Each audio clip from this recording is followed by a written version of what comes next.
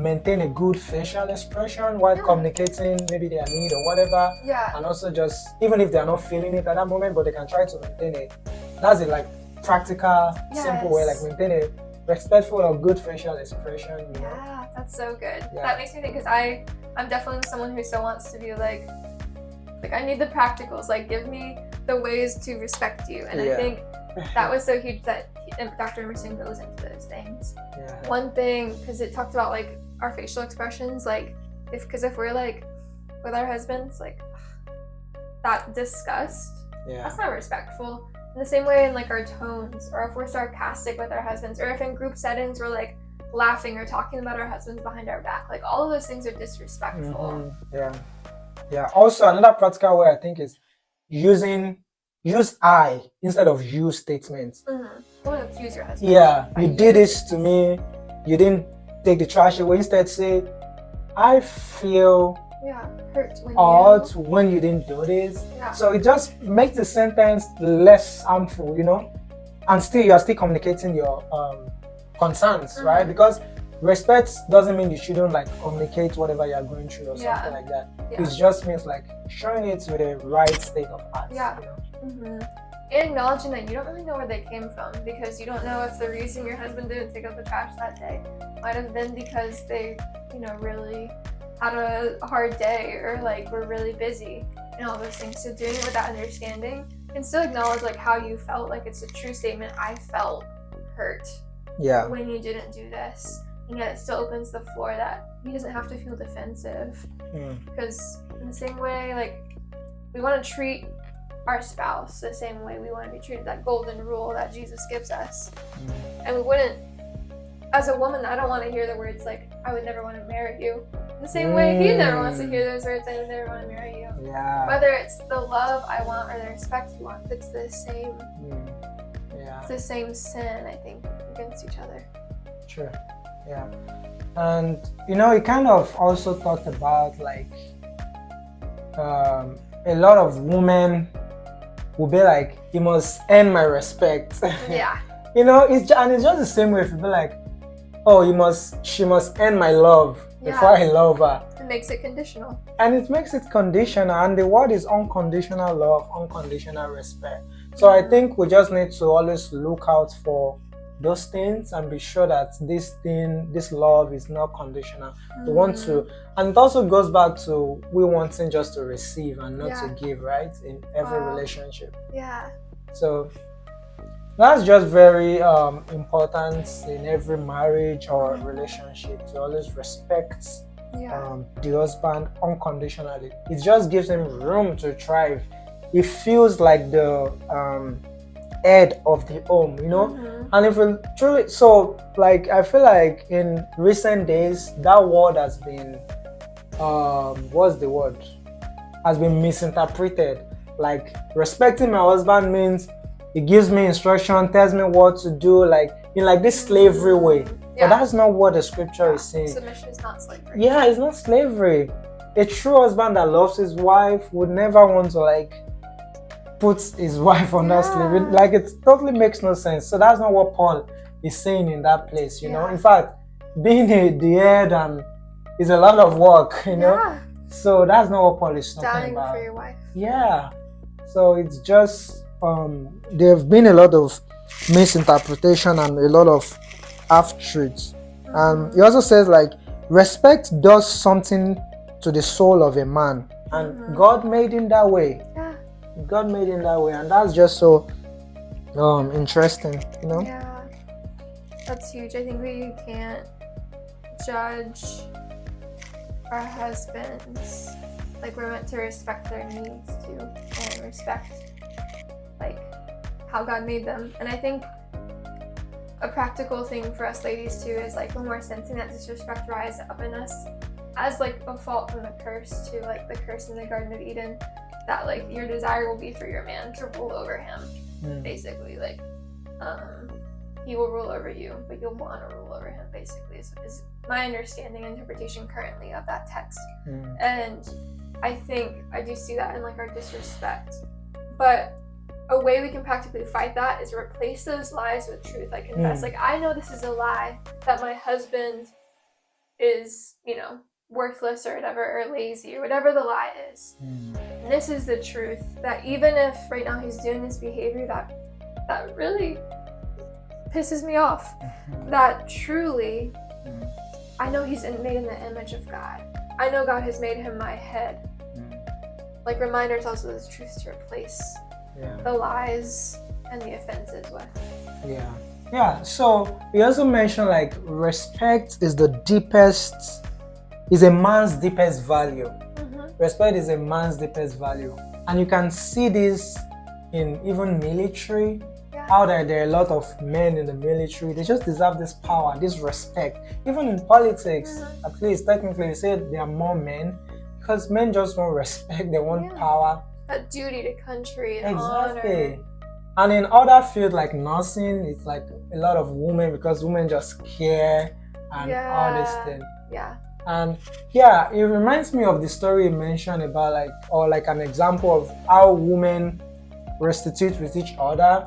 Like, oh, you offend me and I don't like this and I don't like this. And the other lady will be like, how did you even pray? We'll like accept it, like, oh yes, I'm sorry, I don't mean to do this. And the other lady will also be like, no, I'm sorry. No, I'm sorry. I love you. Then they'll tears, and then they go get ice cream. Then they hug each other. But in the world of men, it's not like that. The woman wants to use this same technique for their husband, like come confrontationally and be like, yeah, you did this, you did it, and expect the man to be like, oh, I'm sorry. And it like shuts down your husband. You get it. But the guy will not respond that way. He's like, shut down and just leave, so that he won't like respond with anger immediately. Because we don't even know. But the crazy thing is, we as women, like, our heart rate stays the same in those fights and arguments. A man's heart rate is going through the roof. And so the noble thing he is doing is he is going to shut down. He's going to walk away. And then the crazy thing we as women do too is then like yell at him like, why are you walking away from me? Don't walk away. You don't love me. And it was like, but we can't win in this situation. Exactly. And to men, it's not logical. Men at that point start thinking, wait, I don't love you, but I got married to you. I'm paying for your bills. I'm doing these things. Like, I'm caring for is this logical? Anyway, sometimes we'll still talk about like logical and emotional needs of man and woman. So, then he talked about this research that was carried out by like asking 400 men to like fill this questionnaire, and I'm sure men out there can also relate to this question. So it says men should choose between, if they were given a choice between going through two different negative experiences, choose one: to be left alone and unloved in the world. That's one. Or to feel inadequate and disrespected by everyone. So 74% of men said they would rather be left alone and unloved in the world than feel inadequate and disrespected by everyone. So that's how much men need respect. Some don't even mind to be unloved, but so far they get their respect. He said, someone also said like a lot of men will be like, I would rather live with a wife who respected me but did not love me than live with a wife who loved me but did not respect me. So that's just interesting how this respect is a big deal for a man. It's more important than love, which is pretty crazy for us. For men. Why for women, love is more than respect for them. Just love me and all. That's why it's crazy. Like sometimes you see a woman being disrespected in a relationship or a marriage, and you be like, why is she still in this relationship? And she'll be like, but he loves me and I love her or whatever. You know? And to men, like, this is obviously, this guy does not respect you, because we are interpreting love in a respect way. That makes sense. Right? And it does not make any logical sense that this guy does not respect you. But he'll be like, he still buys me clothes, he loves me. He still sweet talks to me and tells me he loves me. You know? That's so true. We as women definitely are, I think, are more prone to the emotionality of like, he's doing these acts of love for me, so even if he totally disrespects me or uses my body or abuses me, like, which please don't say in those situations, but like that is huge of like, we're not really reading the disrespect in that.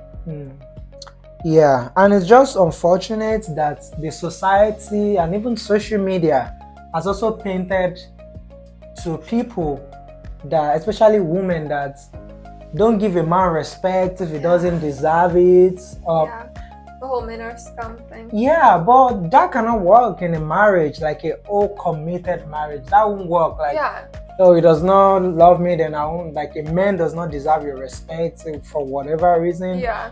Which obviously you thought he was worth respecting when you married him. Yeah, exactly. Yeah.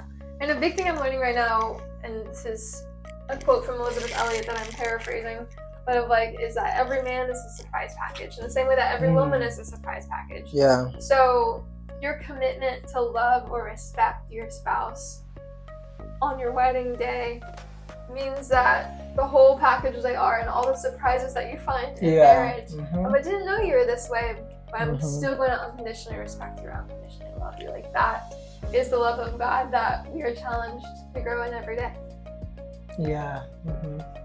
And he also talks about how like women want to be first in importance in every man's life. Yeah. So every woman wants to feel like they are the priority in this man's life. Yeah. And nothing energizes her more than that. She is not self-centered. God placed this in her by nature.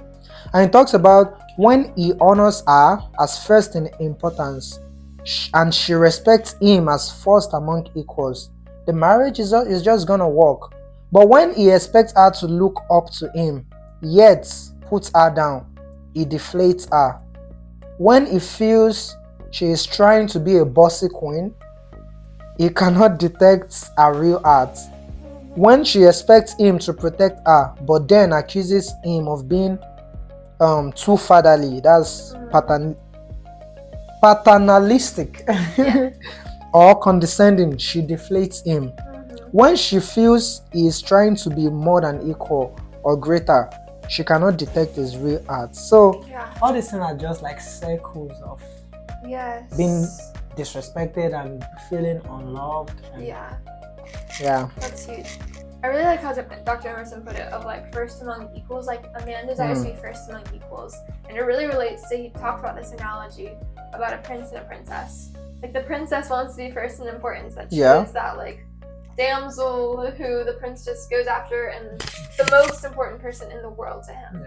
The same way, the prince desires to be first among equals, so that the princess knows like she doesn't have to fight for herself in a way. Like, her prince loves her so much that he's gonna go out there and fight the evil bad guys for her.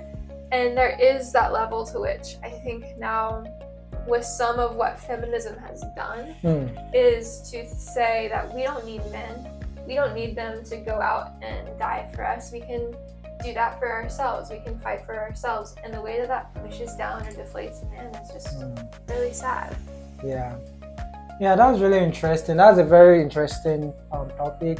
We can't wait to see you in our next episode, where we'll talk more about love and respect. It's gonna be so interesting. Chapter 4. It's gonna be so interesting.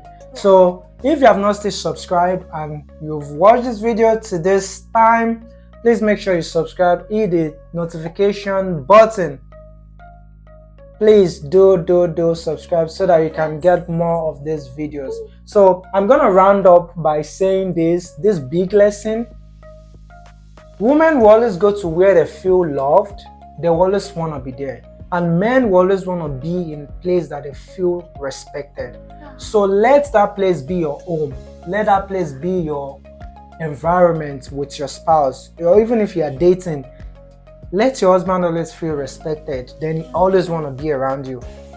Even if you are dating, let your wife always feel loved. Then she always want to be around you. See you in our next episode. We love you. Bye.